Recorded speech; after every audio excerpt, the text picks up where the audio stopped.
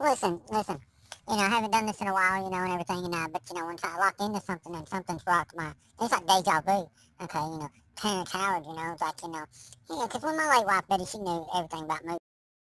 She knew everything about movies and everything. But, we had that incident where, I mentioned Hustle and Flow, and then she researched the shit out of Terrence Howard, next thing you know, it's all things Terrence Howard. You know what I mean? I sure miss her, though. Man, I'll tell you what.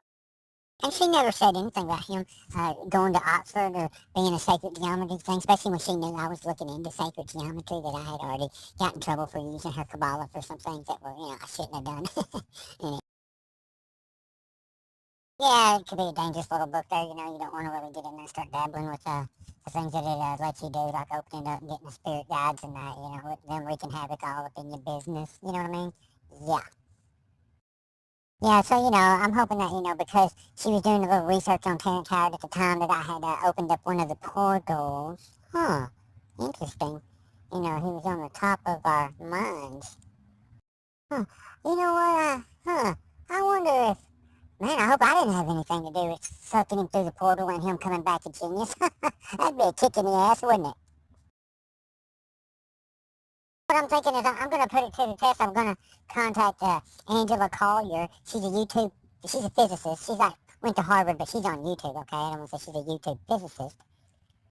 So what I'm going to do, contact her, okay? And then what she'll do, she'll put some math to it. Okay, she'll draw up some charts, put some math to it, okay? And put Mr. Terrence Howard in a category. That's what we're going to do. We're going to figure it out. We're going to know. We're going to know exactly what time frame, what multiverse he came from, down to the, you know, to the whatever pinpoints that. I don't know if they have GPS for that yet. So what I'll do is I'll call Dr. Collier and ask her to put the charts to it. We're going to figure it out. Okay, because she will. She'll do it. She's going to call me a crackpot. Okay? Crackpot.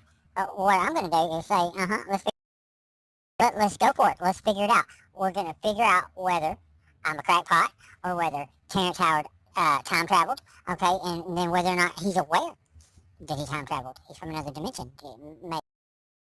So what I'm afraid of is she's going to come back and say, here's the thing. Okay, so that very night that you were working with the Kabbalah, do you have that date written down? And I give her the date. She goes, oh my God, it's the exact same date that Terrence Howard was doing the Kabbalah. And then she says, well, you may have sucked him through the portal. I'm like, wait a minute. She goes, but so that makes it true. I go, what's true?